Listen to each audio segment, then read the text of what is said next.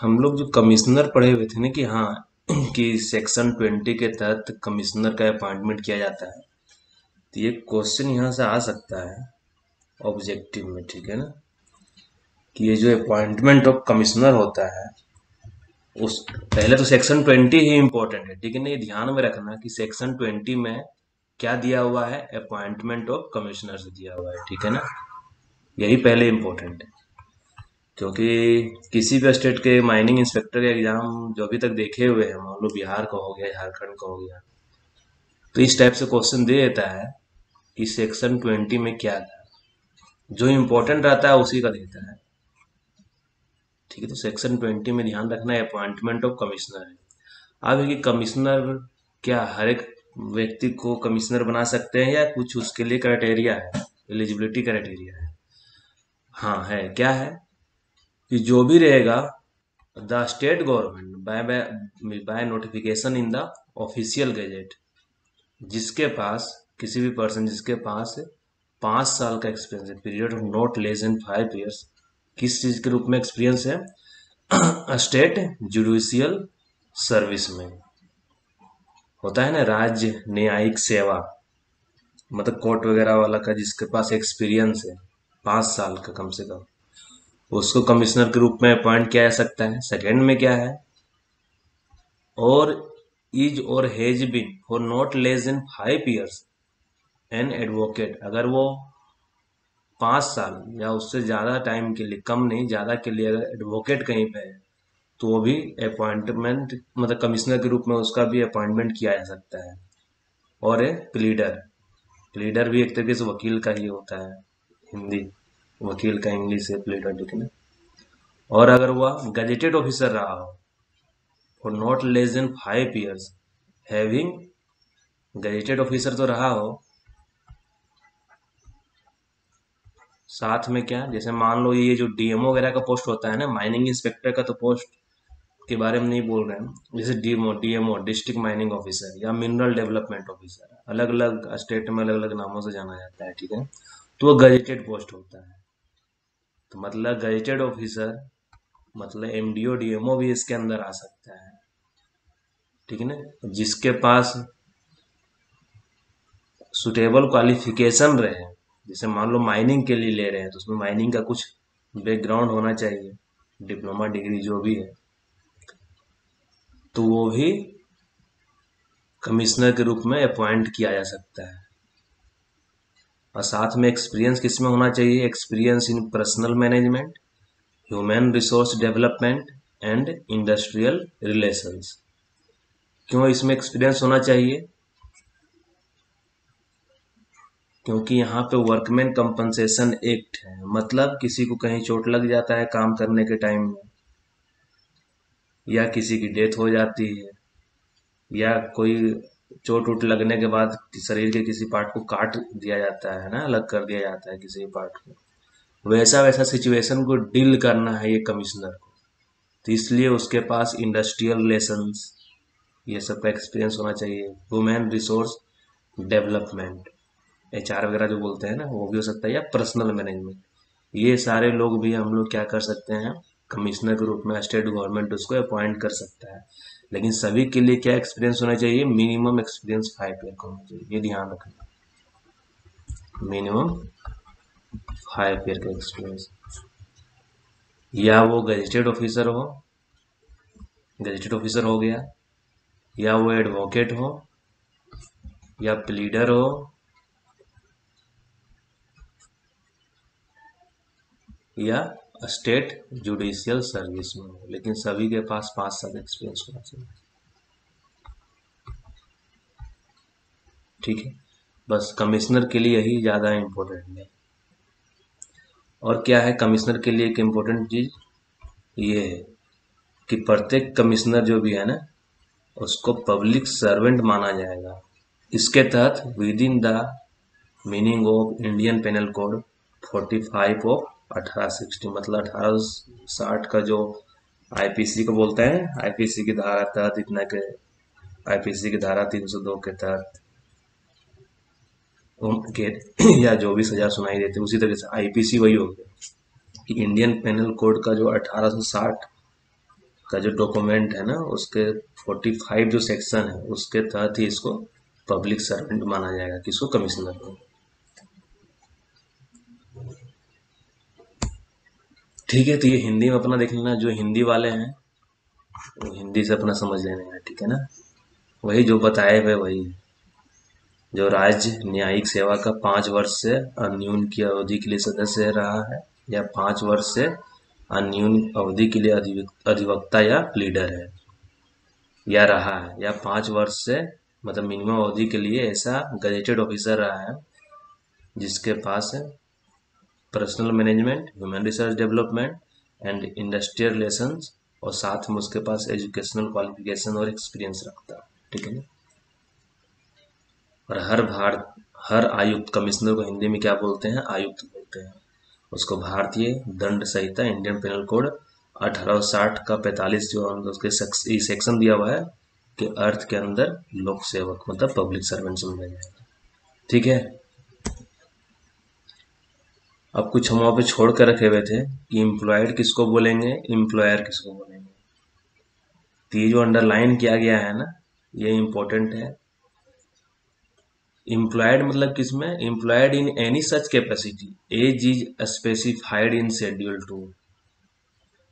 इसमें जो शेड्यूल, एक बार शेड्यूल 2 देख लो तो तुम लोग को और थोड़ा अच्छे से समझ में आएगा।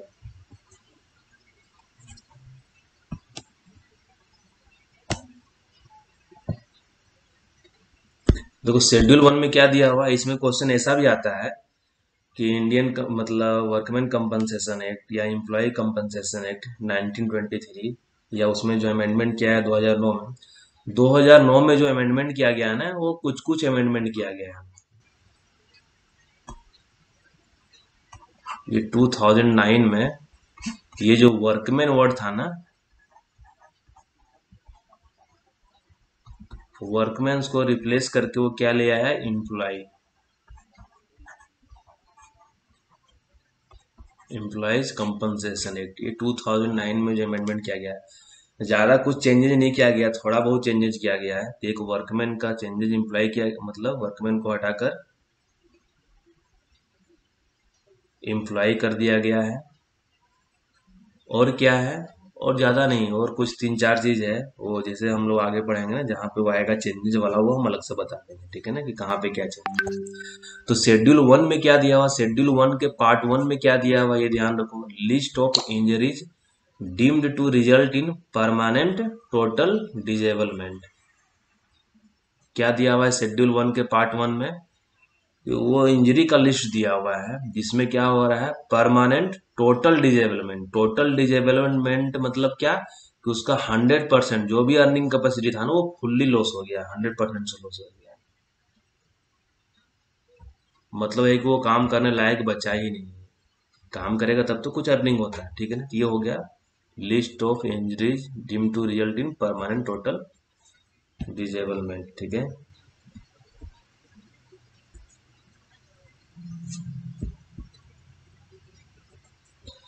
पार्ट 2 में क्या है, list of injuries deemed to result in permanent disablement. ये क्या कहते हैं, ये तो परमानेंट नेचर का, ये हाथ कट गया या कुछ हो गया, लेकिन क्या हो रहा है इसमें, पार्शियल डिजेबलमेंट। मतलब क्या, इसमें अर्निंग कैपेसिटी 100% से लॉस नहीं हो रहा है, कुछ हो रहा है। जैसे मान लो यहाँ क्या हो रहा है, 90% से लॉस हो रहा है। मतलब मान लो अगर वो आगे फुल्ली फिट रहता है ना, अगर वो 1 लाख रुपया उसका अर्निंग कैपेसिटी था, मान के चलो, तो क्या हुआ, 90% से लॉस। मतलब अभी भी अगर उसको जॉब लगाएंगे ना, तो उस केस में क्या है कि वो अभी,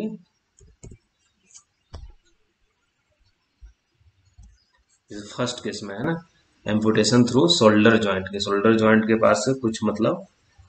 पोर्शन उसका शरीर का हाथ काट कर हटा दिया गया है, ठीक है ना। तो 10% मतलब अभी भी वो 10,000 रुपये कमा सकता है। अर्निंग कैपेसिटी कितना से रिड्यूस हो गया है, 90% से, ठीक है ना। 30 सेकेंड में क्या दिया हुआ है, ये पूछता है शेड्यूल 1 क्या है, में क्या दिया हुआ है, शेड्यूल 2 में क्या दिया हुआ है। तो शेड्यूल 1 में क्या था, परमानेंट टोटल डिजेबलमेंट, और शेड्यूल मतलब शेड्यूल 1 के पार्ट 2 में क्या दिया हुआ है, पार्ट 1 था या पार्ट 2 में क्या दिया हुआ है, परमानेंट पार्शियल डिजेबलमेंट। ठीक है, अब हम लोग आते हैं शेड्यूल 2, जो मेन हम लोग अभी जो पढ़ रहे थे कि एम्प्लॉयड किसको बोलेंगे। बहुत लंबा चौड़ा चीज दिया हुआ है ना। लिस्ट जो यहाँ पे है ना, list of persons who subject to the provision of the section 21 DD are included in the definition of employees. ठीक है ना, कि एम्प्लॉय किसको बोलेंगे। तो ये सारा दिया हुआ है कि जो रेलवे में है, employed in premises where in with in the premises of manufacturing वगैरह, जो भी फैक्ट्री वगैरह में, जो फैक्ट्रीज एक्ट है ना 1948 के तहत कोई काम कर रहा है, तो यहाँ पे एम्प्लॉय का डिफिनेशन दिया हुआ है किसको किसको एम्प्लॉयड बोलेंगे। तो ये एक बार तुम लोग खुद से पढ़ लेना, ठीक है ना। इसमें जो इम्पोर्टेंट है वो हम सिर्फ बता रहे हैं। अगर कोई व्यक्ति, जो हाईलाइट किया गया है, ठीक है ना, सभी को शो हो रहा होगा, ठीक है। Employed in the construction, maintenance, repair और डिमोलिशन, मतलब क्या, ध्वस्त करने वाला, कि बिल्डिंग होता है ना, गिरा देना है, या रिपेयर कर रहा है, कोई मेंटेनेंस काम में लगा हुआ है, या कोई कंस्ट्रक्शन कर रहा है, तो उस केस में any building which is design to be or is or has been more than 1 storey, मतलब क्या, एक तल 1 स्टोरी बिल्डिंग, मतलब क्या, सिंगल तल्ला वाला। अगर कोई व्यक्ति किस में इन्वॉल्व है, या कंस्ट्रक्शन में, मेंटेनेंस में, रिपेयर में, या डिमोलिशन में, किस चीज में, मोर than 1 story in the height above the ground, ठीक है ना, एक तल्ला से ऊपर अगर 2 तल्ला बना रहा है, 3 तल्ला घर बन रहा है या तोड़ रहा है, तो उस केस में जो अभी व्यक्ति इसमें इन्वॉल्व है उसको हम लोग एम्प्लॉयड बोलेंगे। सेकंड में क्या है, और 12 feet or more from the ground level to the apex of the roof, मतलब अगर ग्राउंड लेवल से वो 12 फीट के हाइट पे, ठीक है, उसके बाद अगर घर वगैरह जो भी बन रहा है उस पे अगर वो इन्वॉल्व हो रहा है, तो उसको ये बोलेंगे एम्प्लॉयड। ये 12 फीट जो वर्ड है वो ध्यान रखना।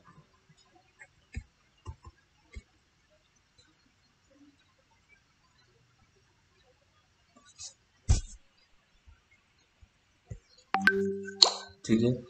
सेकेंड में क्या है, any dam or embankment which is 12 feet or more in height from its lowest to its highest point. मान लो डैम वगैरह बनाया जा रहा है, ठीक है ना, ये गड्ढा यहाँ रहेगा, तो लोएस्ट टू हाईएस्ट पॉइंट अगर इसका जो भी है हाइट 12 फीट या उससे ज्यादा होता है, तो उस केस में बोलेंगे कि हाँ वो एम्प्लॉयड। अगर मान लो डैम या इम्बैंकमेंट बन रहा है लेकिन वो 12 फीट से कम है, मतलब 10 फीट का है, तो उसको फिर उस केस में नहीं बोलेंगे कि इम्प्लॉयड है, ठीक है ना, ये ध्यान रखना। फिर क्या है यहाँ पे, employed in making of any excavation और एक्सप्लोसिव हैव बीन यूज, मतलब कोई एक्सकेवेशन कर रहा है जहाँ पे एक्सप्लोसिव या वहां पे एक्सप्लोसिव यूज हो रहा है, और उसका depth, whose depth from its highest to its lowest point exceeds 12 feet. यहाँ पे क्या है कि अगर 12 फीट से एक्सीड करता है और कोई आदमी एक्सकेवेशन के काम में लगा हुआ है या कहीं पे एक्सप्लोसिव यूज किया जा रहा है, तो उसको ही बोलेंगे कि एम्प्लॉयड है। या employed in the operation of any ferry boat capable of carrying more than 10 person, अगर कोई बोट जिसका कैपेसिटी है कि 10 से ज्यादा आदमी को कैरी कर ले, मोर देन 10 पर्सन, तो वो जो पर्सन उस शिप में काम कर रहा है ना, मतलब उस फेरी बोट में काम कर रहा है ना, तो उसको भी बोलेंगे एम्प्लॉयड। ठीक है, तो ये 12 फीट हो गया कहाँ कहाँ, बिल्डिंग वाले में, अगर वो कंस्ट्रक्शन में है, रिपेयर में है, मेंटेनेंस में है या डिमोलिशन में है। सेकंड में क्या हुआ, डैम या इम्बैंकमेंट जो बन रहा है वहां पे अगर ऊंचाई जो होता है 12 या 12 फीट से ज्यादा होता है, तो उस केस में अगर कोई आदमी कहीं एक्सकेवेशन में इन्वॉल्व है या एक्सप्लोसिव यूज हो रहा है, तो उस केस में 12 फीट से अगर ज्यादा जो लोएस्ट और हाईएस्ट पॉइंट में डिफरेंस आता है, तो उस केस में बोलेंगे कि वो एम्प्लॉयड है। और अगर कोई फेरी बोट है जिसका कैपेसिटी है कि वो, या वो 10 से ज्यादा पर्सन को कैरी कर रहा है, तो उस केस में बोलेंगे वो पर्सन एम्प्लॉयड है वहां पे। ठीक है, ये 4 चीज हमेशा माइंड में रखना, बाकी ये जो इतना डिटेल दिया है वो पढ़ लेना खुद से। और क्या है, कोई आर्टिस्ट होता है ना, जैसे मान लो होर्डिंग वगैरह लगाता है, बोर्ड वगैरह लगाता है ना, कोई नेता आ रहा है उसका बोर्ड लगाना स्टार्ट हो गया पूरा। Employed as artist for drawing pictures on advertisement boards at a height of 3.66 metre और more from the ground level, तो उसको ये बोलेंगे जिसके लिए काम कराए को वहां पे एम्प्लॉयड है।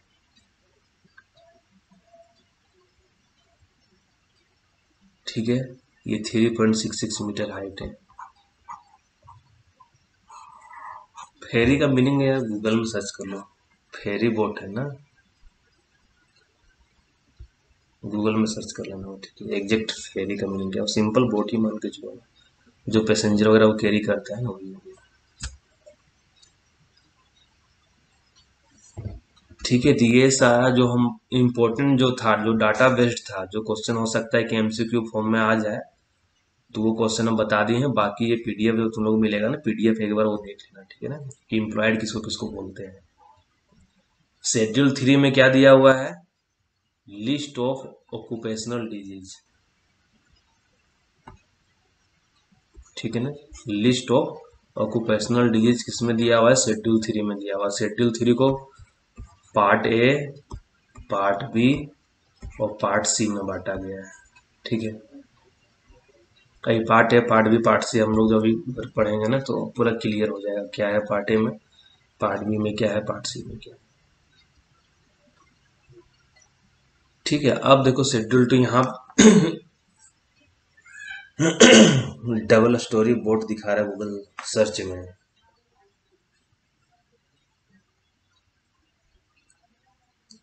फेरी बोट का एग्जैक्ट मीनिंग सर्च कर लो ना।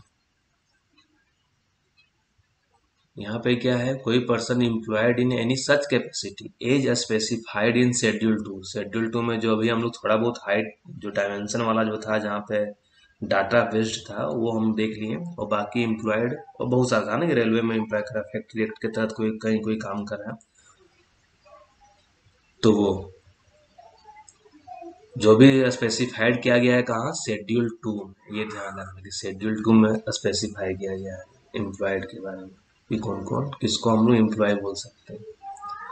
Whether the contract of employment was made before or after the passing of this act। जो भी आदमी मान लो कहीं पे गया है, हाँ पैसेंजर बट वही तो बता रहे थे हम, कि जिसमें पैसेंजर कैरी करने कैपेसिटी है। ठीक है अनुराग, कहाँ थे यार, कि हाँ शेड्यूल 2 में जो भी दिया हुआ है एम्प्लॉयड के बारे में, किसको किसको एम्प्लॉयड बोलेंगे। ठीक है, या जो भी कॉन्ट्रैक्ट बनाया गया है एम्प्लॉयमेंट का, एम्प्लॉयर और एम्प्लॉय के बीच में,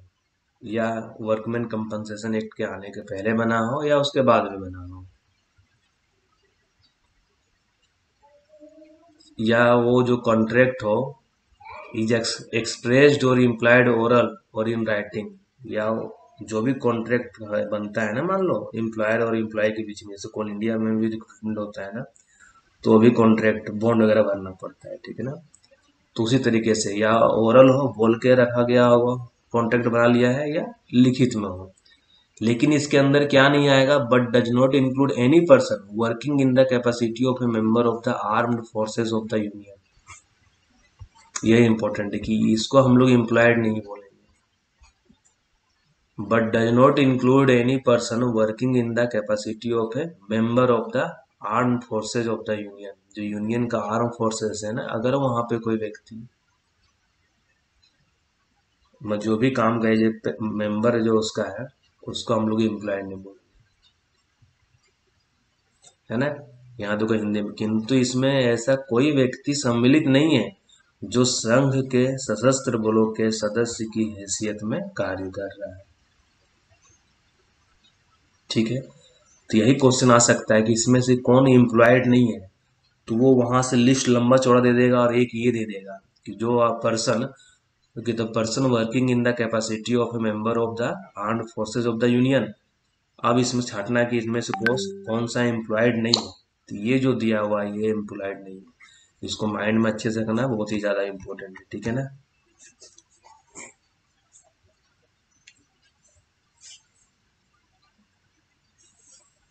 ठीक है, तो ये एम्प्लॉयड का छोटा मोटा डिफिनेशन होगा। अब है कि एम्प्लॉयर किसको बोलेंगे। एम्प्लॉयड और एम्प्लॉयर में डिफिनेशन समझना है। एम्प्लॉयड मतलब हम लोग किसी में काम कर रहे हैं तो हम लोग एम्प्लॉयड हो गए, हम लोग उस कंपनी के लिए एम्प्लॉय हो गए, और हम लोग को जो नौकरी पे रख रहा है वो एम्प्लॉयर है, ठीक है ना। एम्प्लॉयर हो गया कोई कंपनी हो सकता है, मतलब जो जॉब प्रोवाइड कर रहा है, ठीक है ना, जो जॉब दे रहा है।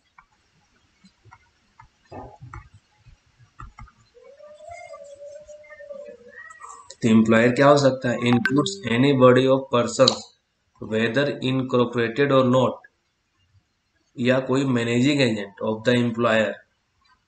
मैनेजिंग एजेंट का डिफिनेशन पढ़े थे। मैनेजिंग एजेंट किसी भी एम्प्लॉयर का जो उसका ट्रेड और बिजनेस को जो रिप्रेजेंट करता है, जो पूरा हैंडल कर रहा है, वो मैनेजिंग एजेंट होता है। उसमें जो सबऑर्डिनेट मैनेजर आता है वो मैनेजिंग एजेंट नहीं हो सकता है, ठीक है ना। और लीगल रिप्रेजेंटेटिव ऑफ डिकीज्ड एम्प्लॉयर, मतलब जो ओरिजिनल एम्प्लॉयर था वो मर गया है, डेथ हो गया है उसका, तो उसका जो लीगल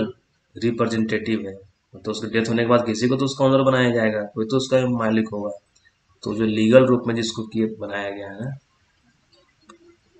तो वो सभी एम्प्लॉयर होता है। Where when the services of a employee are temporarily, या टेम्पोररी बेसिस पे किसी एम्प्लॉय का सिलेक्शन किया गया है, और let on hire to another person, या खुद से हायर करके किसी और को दे दिया। मान लो कोई बड़ा सा कॉन्ट्रैक्टर कंपनी का, वो क्या किया कि हायर तो किया, लेकिन वो छोटा जो कॉन्ट्रैक्टर है उसको दे दिया कि लो जी, इतना को हायर करके हम दे दे रहे हैं तुमको, तुम इससे काम करवाओ, तुम इससे काम।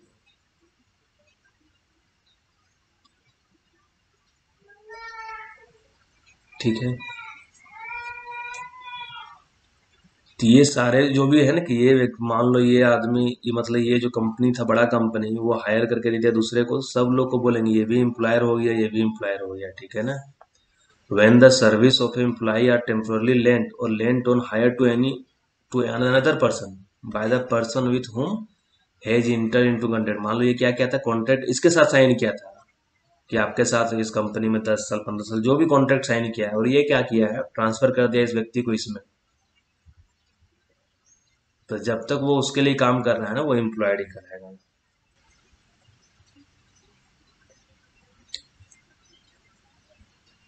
एम्प्लॉयर कौन होगा, एम्प्लॉयर हिंदी में देखो, अंतर्गत कोई व्यक्ति निकाय, चाहे वह निगमित हो या नहीं, छोड़ो, वेदर इनकॉर्पोरेटेड और नॉट, और कोई managing agent of the employer. Employer कौन हो सकता है, नौकरी देने वाला कौन हो सकता है, या कोई मैनेजिंग एजेंट हो सकता है किसी कंपनी का, या कोई लीगल रिप्रेजेंटेटिव हो सकता है। डिकीज, जब एम्प्लॉयर जो ओरिजिनल एम्प्लॉयर था वो डेथ हो गया है, तो उसके बदले जो उसका कानूनी रूप से जो उसका क्या बोले अधिकार पाया है, तो वो लीगल रिप्रेजेंटेटिव हो गया, वो सब एम्प्लॉयर के अंदर आएगा। अब यहाँ पे क्या है कि अगर कोई कॉन्ट्रैक्टर है या कोई भी एम्प्लॉयर था, क्या किया, यहाँ से कुछ लोगों का सिलेक्शन किया, कॉन्ट्रैक्ट साइन किया इसके साथ, और वो इस पर्सन को, यहाँ वाले जो आदमी था ना, इसको ट्रांसफर कर दिया दूसरे कंपनी को, उसको दे दिया है भाड़ा पे कि लो तुम ले जा काम करो इससे, और hire to any other person by person with whom has enter into contract of the service or apprenticeship. तो ये सारे को हम लोग क्या बोलेंगे, एम्प्लॉयर बोलेंगे,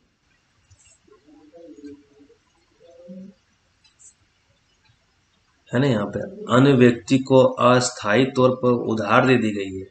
या भाड़े पर दे दी गई है, वहां नियोजक से जब तक वह उसके लिए काम करता रहता है, वह अन्य व्यक्ति अभिप्रेत है। बहुत हिंदी बहुत टफ लिखा हुआ है, ठीक है ना।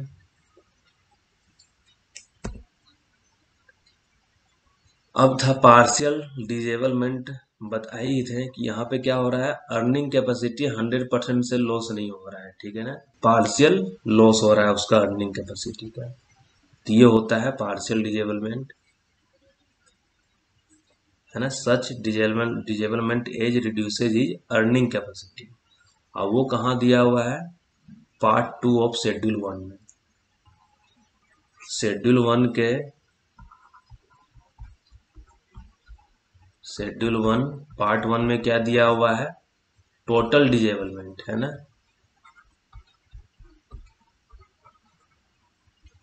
और पार्ट 2 में क्या दिया हुआ है, पार्शियल डिजेबलमेंट।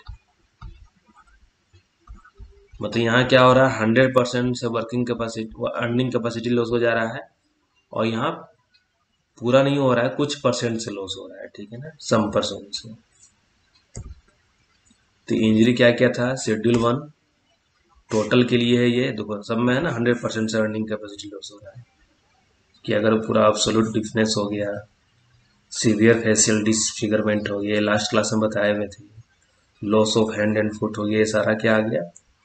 परमानेंट टोटल डिजेबलमेंट है।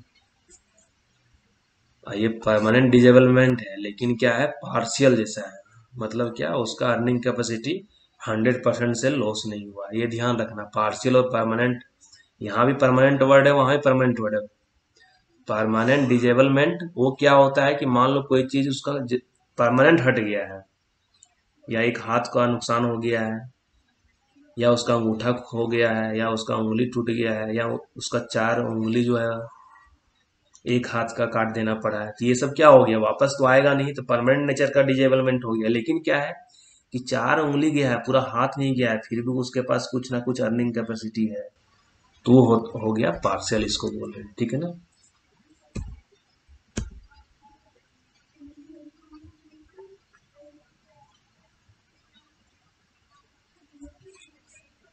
और टोटल डिजेबलमेंट में और क्या हो सकता है, या तो मान लो इस जगह पे देखो, है ना, परमानेंट टोटल डिजेबलमेंट की लॉस ऑफ बोथ हैंड, ये सब जो भी एग्जांपल दिया हुआ है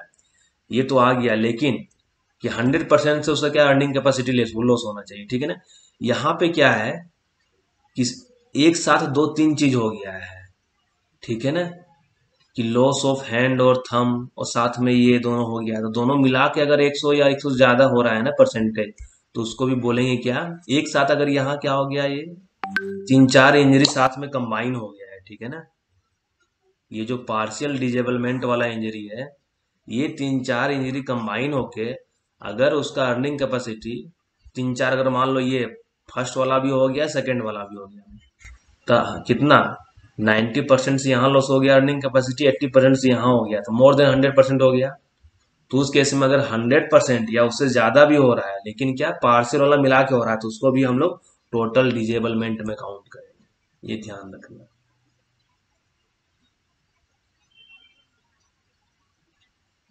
है ना। Where the aggregate percentage of the loss of earning capacity as specified in the said part 2 against those injuries amounts to 100% or मोर, ठीक है। अगर कंबाइन होके जो सेकंड में ये है ना, अगर कंबाइन होके 100% या उससे ज्यादा भी हो जाता है, तो भी उसको क्या बोलेंगे हम लोग, टोटल डिजेबलमेंट में काउंट करेंगे। टोटल डिजेबल, ये जो वर्ड है ना, टोटल और पार्शियल, ये सिर्फ ध्यान रखना कि अर्निंग कैपेसिटी से रिलेटेड है, अर्निंग कैपेसिटी से, ठीक है ना। अगर 100% या उससे ज्यादा का लॉस हो रहा है अर्निंग कैपेसिटी में, तो ये परमानेंट हो गया, और पार्शियल में क्या हो गया, लेस देन 100% हो गया, ठीक है। क्वालिफाइड मेडिकल प्रैक्टिशनर छोड़ो, ये नहीं पूछेगा। अब आता है वेजेज, कि किसी को वो जो मजदूरी मिलता है ना, तो वो उसके अंदर क्या क्या आता है, मजदूरी के अंदर includes any privilege or benefits which is capable of being estimated in money। कोई भी प्रिविलेज और बेनिफिट है ना, जो भी उसको एक तरीके से मनी के रूप में मिल रहा है, तो वो वेजेज के अंदर आएगा। लेकिन इसके अंदर क्या क्या नहीं आएगा, वेजेज के अंदर क्या क्या नहीं आएगा, अगर कोई आदमी को होता है ना, कंपनी टीए प्रोवाइड करता है, ट्रेवलिंग अलाउंस, ठीक है, कि कंपनी मतलब अपना कंपनी है, वो किसी काम से उस आदमी को बोल रहा है कि जाओ जी, तुमको आज रांची से रायपुर जाना है, तो जो भी रास्ता में आने जाने का जो भी एक्सपेंडिचर होता है ना, ट्रेवलिंग अलाउंसेज जो होता है, अगर वो पे करता है तो वो वेजेस के अंदर नहीं आता है।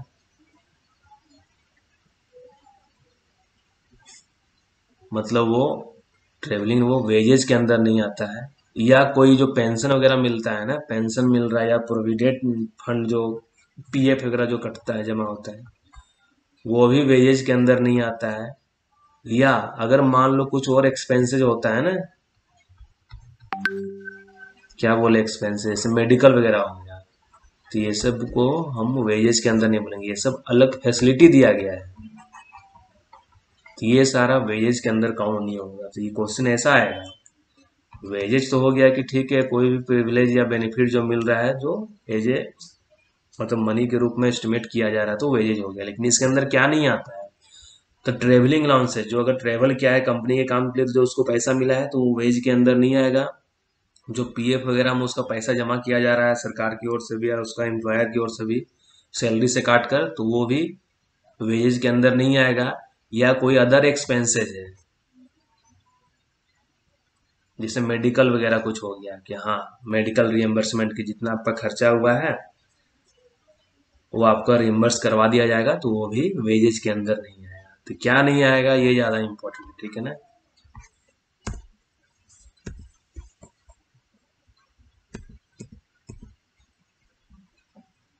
अब आता है क्या, एम्प्लॉयर्स लायबिलिटी फॉर कंपनसेशन,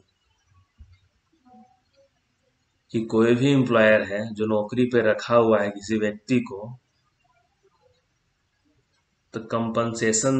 कब देगा, किसी को किस केस में देगा, ठीक है ना। ये सारा चीज यहाँ पे हम लोग पढ़ेंगे। अगर कोई व्यक्ति का क्या है, if personal injury is cause to an employee by accident arising out of and in the course of his employment, ठीक है, जब वो काम कर रहा है उस दौरान या जब वो काम ना कर रहा है उस दौरान अगर उसको कुछ चोट लग, उसका एक्सीडेंट हो जाता है, तो उस केस में उसका जो एम्प्लॉयर है ना, his employer shall be liable to pay compensation. तो ये जो वर्कमैन कंपनसेशन एक्ट के तहत जो कंपनसेशन का जो रूल है, उसके तहत जो एम्प्लॉयर है उसको उसको वो क्या करेगा, एम्प्लॉय को जिसको चोट लगा है, जिस इंजरी हुआ है, उसको वो कंपनसेशन देगा। लेकिन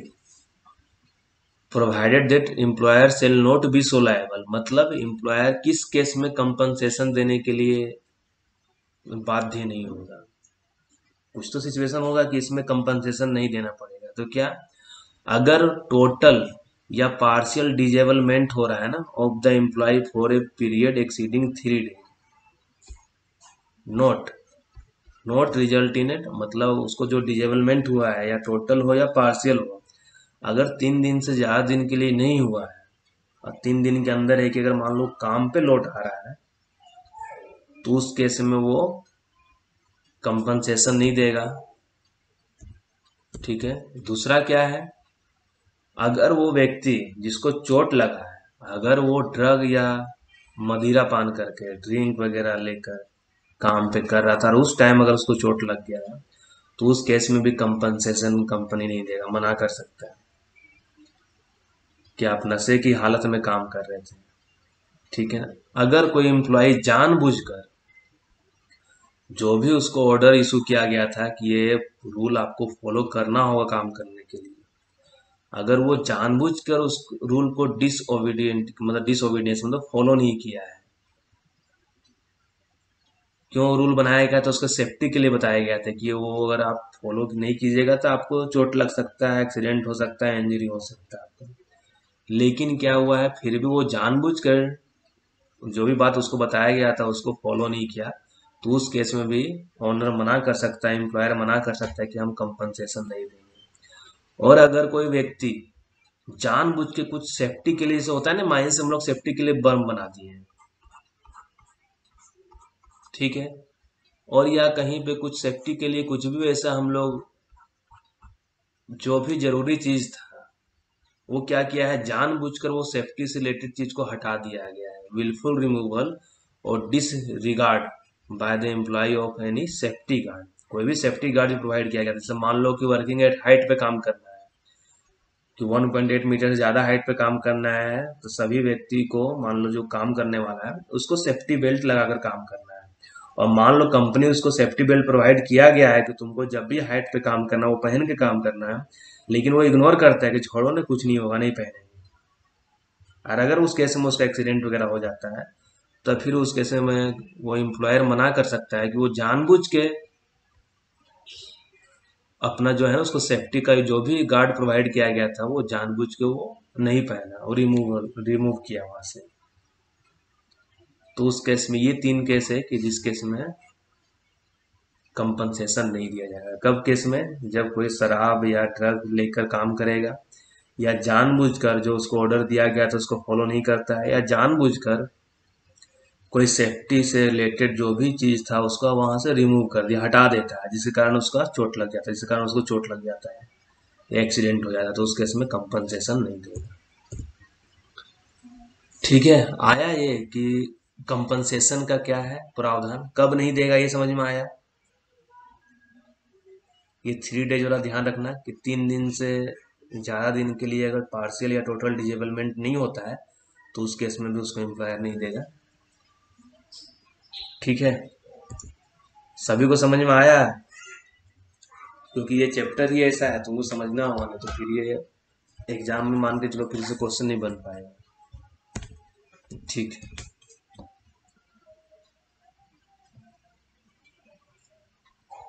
अब आता है यहाँ पे क्या, ये अलग अलग शेड्यूल दिया हुआ, जो बताया था ना अभी शेड्यूल की, शेड्यूल 3 में क्या दिया हुआ है, ऑक्यूपेशनल डिजीज, कि अगर कोई आदमी काम कर रहा है, ठीक है ना, काम के दौरान अगर उसको कोई इन्फेक्शन, जो ऑक्यूपेशनल डिजीज दिया हुआ है, अगर उसको काम के दौरान वैसा रोग हो जाता है, बीमारी हो जाता है, अगर मान लो कहीं कंप्रेस्ड एयर वाले जगह पे काम कर रहा है, जहाँ पे कंप्रेसर वगैरह वर्क कर रहा है, वहां पे काम करने से अगर उसको कुछ डिजीज होता है, या कहीं पे लेड या टॉक्सिक कंपाउंड हो रहा है उस जगह पे वो काम कर रहा है, वर्किंग एट हाइट में 1.8 मीटर है, वो जो सीएमआर में जो दिया हुआ है, ठीक है ना, सीएमआर में जो दिया हुआ है कि अगर 1.8 मीटर से ज्यादा हाइट पे काम करेगा ना तो उस केस में उसको सेफ्टी बेल्ट वगैरह का यूज करना चाहिए। अगर पॉइजनिंग बाय नाइट्रस फ्यूम्स है ना, कि ब्लास्टिंग वगैरह में कोई आदमी इन्वॉल्व हो रहा है नाइट्रस फ्यूम्स के कारण, अगर उसको कुछ डिजीज हो जा रहा है, चोकिंग स्मेल होता है ना, रेड ब्राउन कलर का, रेडिश ब्राउन कलर का, तो ये सारा देखो है ना सब में शेड्यूल 1 का जो शेड्यूल 3 का ये जो पार्ट ए में है ना दिया हुआ है कि क्या क्या ऑक्यूपेशनल डिजीज इसके अंदर लिया हुआ है, ठीक है ना। तो नाइट्रस फ्यूम, लेड हो गया, कंप्रेस्ड एयर हो गया, ऑर्गेनो फॉस्फेरस कंपाउंड हो गया, ये सारा पार्ट ए के अंदर है। उसी तरीके से पार्ट बी में क्या हो गया कि कोई फॉस्फोरस वाले जगह पे काम कर रहा है, जैसे माचिस वगैरह इंडस्ट्री में है ना, मरकरी और उससे रिलेटेड कुछ डिजीज हो जाता है, या बेंजीन या उससे रिलेटेड इस तरीके से नाइट्रो या एमिनो एसिड, क्रोमियम, ये सारा चीज दिया हुआ है, ठीक है ना। बहुत सारा लिस्ट दिया हुआ है, ये पार्ट बी में लिस्ट दिया हुआ है, पार्ट बी में टोटल 27 तक दिया हुआ है। उसी तरीके से पार्ट सी में भी दिया हुआ है, ये पार्ट सी का है, शेड्यूल 3 है। मतलब शेड्यूल में क्या दिया हुआ है, शेड्यूल 3 में क्या दिया हुआ है, ऑक्यूपेशनल डिजीज के बारे में। ये जो लिस्ट दिया हुआ है ना डिजीज का, अगर वो आदमी काम कर रहा है और इसके तहत अगर कुछ उसको बीमारी हो जा रहा है और जो यहाँ पे मेंशन है, तो उस केस में भी कंपनसेशन दिया जाएगा। मतलब इस टॉपिक में जो भी दिया है वही दिया हुआ है, और लंबा चौड़ा जो भी लिखा हुआ है, मतलब जो मेन इसका जो भाव है मतलब यही है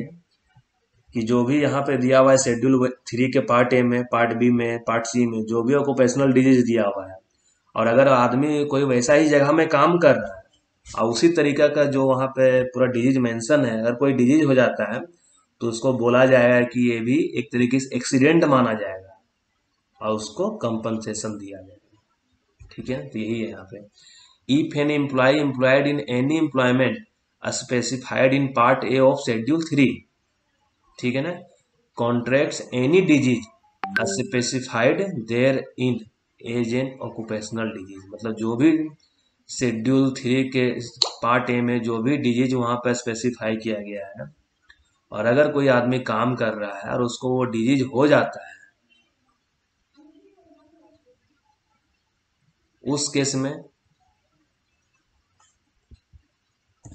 और सेकेंड में क्या है, और if a employ whilst in the service of an employer, मतलब अगर वो किसी एम्प्लॉयर के अंदर में for a continuous period of not less than 6 month, मतलब 6 महीने से कम समय के लिए काम नहीं किया है, मतलब 6 महीने से ज्यादा समय के लिए ही काम किया हुआ है, ठीक है ना। Or in any employment specified in part B of schedule 3 contract any disease specified therein as an occupational disease, मतलब क्या, पार्ट ए के शेड्यूल 3 में या शेड्यूल 3 के जो पार्ट बी में दिया हुआ है, जो भी डिजीज दिया हुआ है, अगर उससे रिलेटेड काम करने के दौरान अगर किसी व्यक्ति को उसी टाइप से डिजीज हो जाता है वहां पे जो मेंशन किया हुआ है, तो उसको माना किया जाएगा कि एक तरीके से उसका वो एक्सीडेंट इंजरी वाला के रिपोर्ट माना जाएगा, ठीक है ना। और फिर उसको उसके अनुसार कंपनसेशन दिया जाएगा।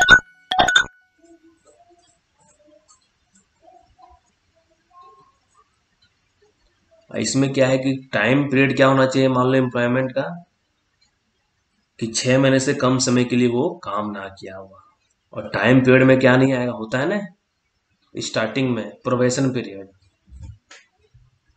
ये 6 महीने में क्या नहीं आएगा, which period shall not include a period of service under any other employer in the same kind of employment. मतलब यहाँ पे क्या है कि मान लो एक आदमी यहाँ पे काम किया, मान लो यहाँ पे भी मरकरी वाले में काम किया और दूसरे जगह भी काम कर रहा है मरकरी वाले में, और वहां से कुछ उसको डिजीज हो गया, ऑक्यूपेशनल डिजीज हो गया है, ठीक है ना। तो एक जगह पे कम से कम उसको 6 महीने के लिए काम करना होगा। अगर यहाँ पे 6 महीना तक काम किया था उसके बाद डिजीज हो गया तो माना जाएगा कि हाँ इस कंपनी के पास, इस एम्प्लॉयर के पास हुआ है। और मान लो 3 महीना यहाँ काम किया है, 3 महीना यहाँ काम किया तो उसको काउंट नहीं करेगा। ये टोटल 6 मंथ वाला पीरियड है ना, अगर 3 महीना यहाँ काम कर रहा है, 3 महीना यहाँ काम कर रहा है, तो उस केस में उसको काउंट नहीं करेगा।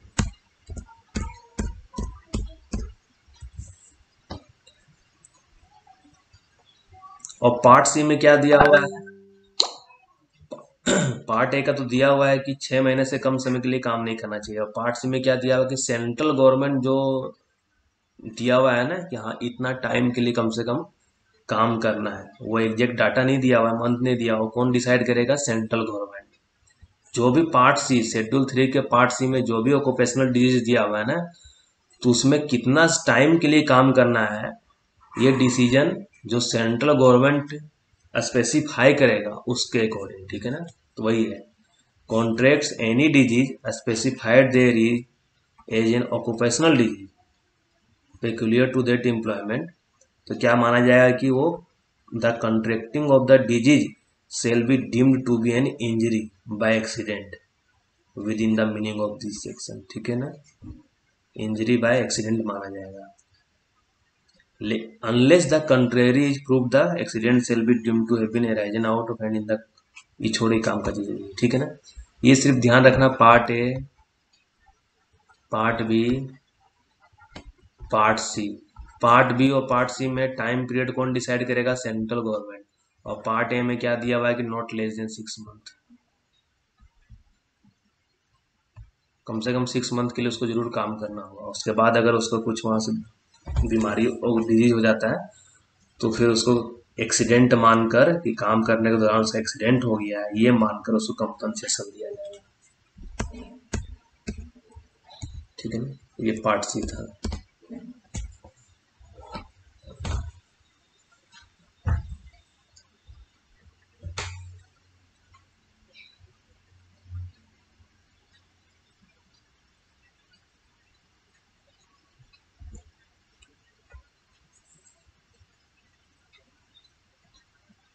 अब यहाँ पे क्या है कि प्रोवाइडेड फर्दर डेट, अगर ऐसा देखा गया है, अगर यह प्रूव हो जाता है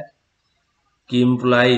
कोई भी employee who having served under any employer in any employment specified in part B of schedule 3, part B में जो भी ऑक्यूपेशनल डिजीज दिया हुआ है, और अगर वो who having served under one or more employ in any employment specified, तो उस केस में क्या होगा, for a continuous period specified under this subsection for that employment, he has after the cessation of such service contracted any duty specified in the said part B or the said part C। मतलब इसमें क्या कहना चाह रहा है part A के लिए तो टाइम लिमिट फिक्स कर दिया है, पार्ट ए में कोई दिक्कत किसी को नहीं है कि 6 मंथ वाला है,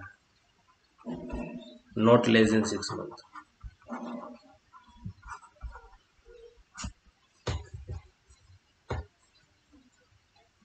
अब क्या है कि पार्ट बी में अगर कोई आदमी काम कर रहा है, पार्ट बी में के मतलब पार्ट बी के काम नहीं कर रहा है, मतलब अगर उससे रिलेटेड कोई डिजीज हो जाता है, अब पार्ट बी मान लो एक जगह एक कंपनी में काम किया है, दूसरा बी कंपनी में काम किया है, तीसरा सी कंपनी में काम किया है, वही एक व्यक्ति क्या है, एक कंपनी में काम किया हुआ है, बी में भी काम किया हुआ है और सी में भी काम किया हुआ है। तो उस केस में क्या है, यहाँ पे दो चीज दिया हुआ है, एक नेक्स्ट स्लाइड में दिया हुआ है कि अगर वो तीनों मिलाकर भी अगर है ना, उसको मान लो कोई ऑक्यूपेशनल डिजीज हो जाता है, तो सब के लिए जो ए में जितना मैंने काम किया हुआ है, बी में जितना मैंने काम किया हुआ, सी में जितना मैंने काम किया हुआ है ना, तो उस प्रोपोर्शन में वो कंपनसेशन देगा।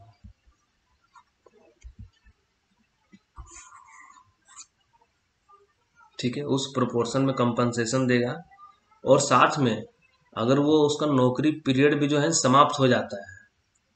कि मान लो उसका सर्विस समाप्त हो गया है, उसके बाद भी अगर उसको वो डिजीज हो जाता है ना, तो जिस जगह पे जिस टाइम पीरियड के लिए काम किया है ना, तो उस प्रपोर्शन में उसको कंपनसेशन देना होगा। यही इसमें सिंपल दिया हुआ है, ठीक है ना।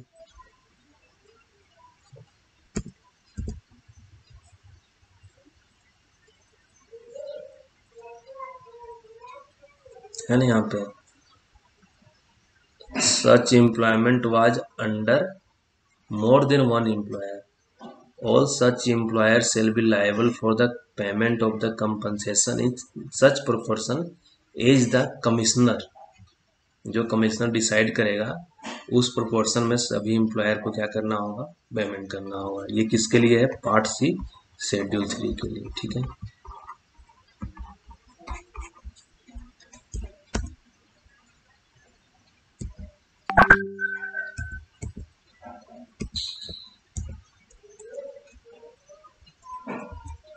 थोड़ा सा बीच में हम स्किप कर रहे हैं।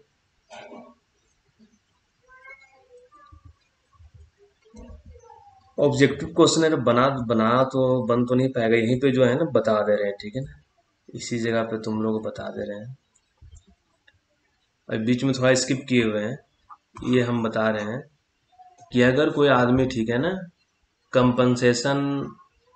कब मिलेगा, ये ध्यान रखना, ठीक है। कंपनसेशन कब मिलेगा या कब नहीं मिलेगा। तो यहाँ पे क्या है कि अगर कोई आदमी को चोट लग गया है, ठीक है ना, और वो जाकर सिविल कोर्ट में जाकर केस उसके अगेंस्ट कर दिया है, तो उस केस में फिर कंपनसेशन नहीं मिल पाएगा। हो सकता है फिर जो कोर्ट डिसाइड करेगा उसके अनुसार होगा। अगर वो आदमी कोर्ट में चला गया है तो उस केस में कंपनसेशन, जो भी कोर्ट का डिसीजन होगा उसके अनुसार कंपनसेशन का प्रावधान रहेगा, ठीक है ना।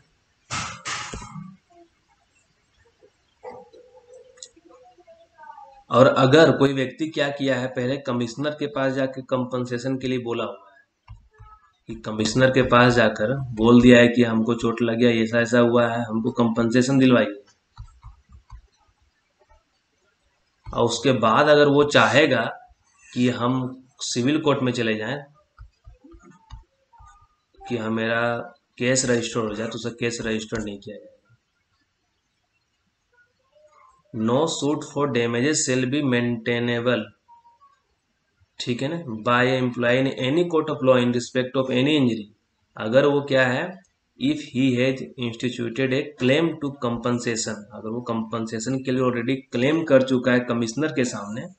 तो फिर सिविल कोर्ट में वो जाके कंप्लेन नहीं कर सकता, केस दर्ज नहीं करवा सकता है। अगर एम्प्लॉयर और एम्प्लॉय के बीच में कुछ एग्रीमेंट पहले से ऑलरेडी हुआ है, एम्प्लॉयर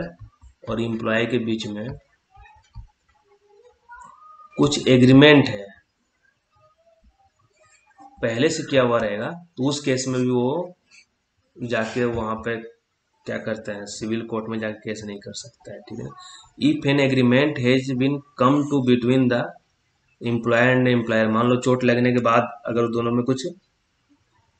मैनेज कर लिया होता है ना, कंपनसेशन वगैरह, चलो हम एग्रीमेंट कर लेते हैं कि चलो तुमको नौकरी में रख लेंगे, इसका बच्चा को नौकरी में रख लेंगे, इसका ये कर देंगे, जो भी है, अगर वो ऐसा एग्रीमेंट कर लिया है तो उस केस में भी वो कोर्ट में जाके केस नहीं कर सकता है, ठीक है। ये थोड़ा बोरिंग चीज है, क्योंकि रूल्स रेगुलेशन है और वर्कमैन कंपनसेशन एक्ट, लेकिन है कि क्वेश्चन यहाँ से आने की चांसेज है। क्वेश्चन क्या कहते हैं, ऑब्जेक्टिव टाइप क्वेश्चन ही आएगा, ठीक है ना। तो ये तुम लोग रिवीजन करना अच्छे से, देखो हम मेरा सभी मतलब इसमें हम हिंदी भी डाल दिए हैं, ठीक है ना।